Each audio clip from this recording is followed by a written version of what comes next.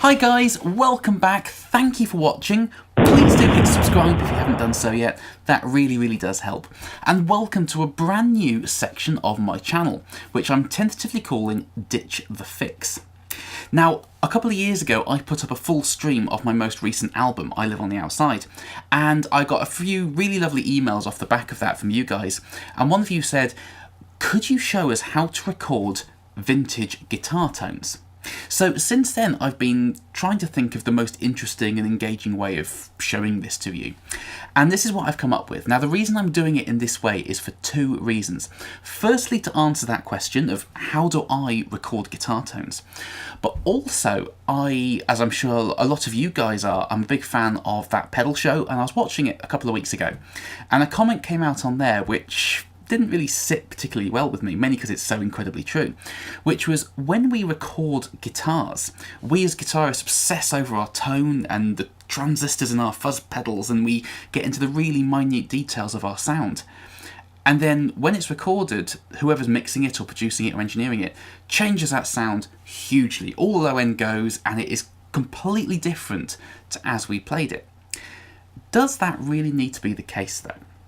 So the way I'm going to answer both those things, and also there is a third thing, I've just built myself a new studio and I want to test it out, so that's three things.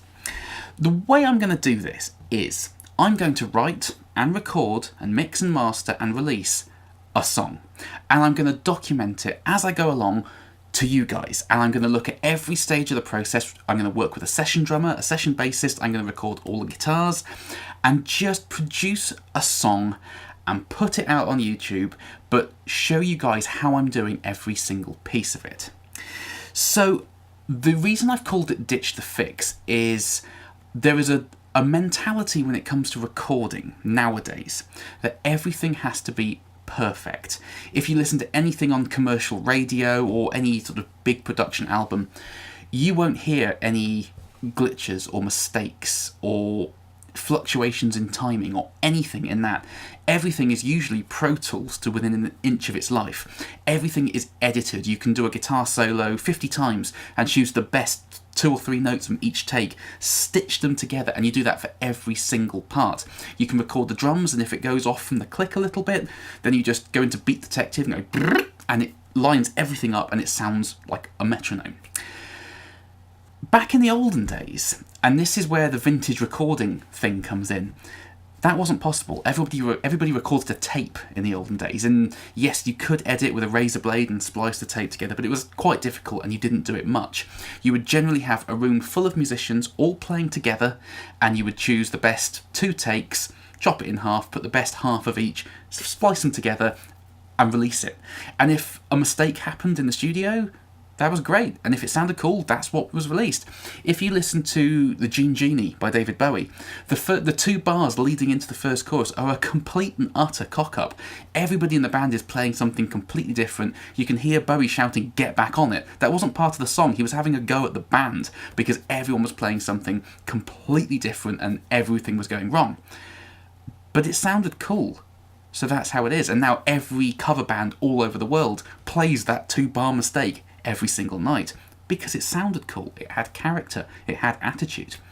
So if I set myself the challenge with this song of not making a single edit anywhere, everything is going to be from start to finish recorded as it was, because I think the performance aspect of recording nowadays is what's missing, and that is the real key to vintage sound.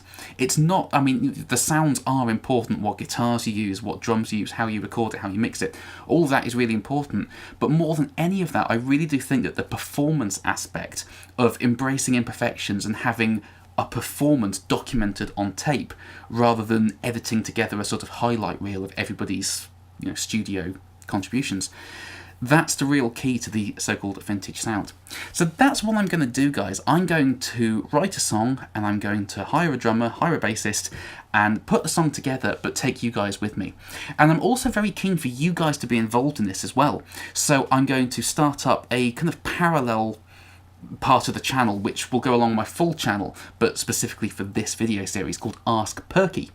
So if you have any questions about anything I'm doing here, and if you have a question about a certain guitar tone or why I'm mixing something a certain way, comment underneath this video, or you can email me at the address on screen now, and if I can make a video answering that in my Ask Perky section, I definitely will do. So I want you guys to be really involved in this and make it as engaging as I can for you.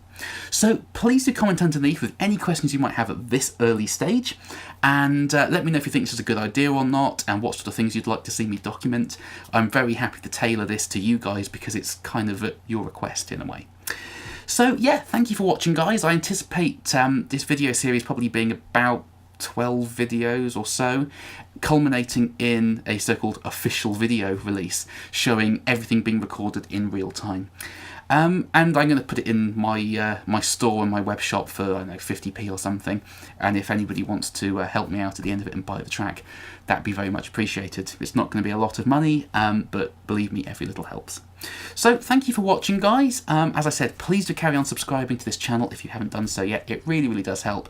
Please do comment underneath with any questions or comments you might have at this stage. And yeah, I look forward to seeing you in part 2. Bye-bye.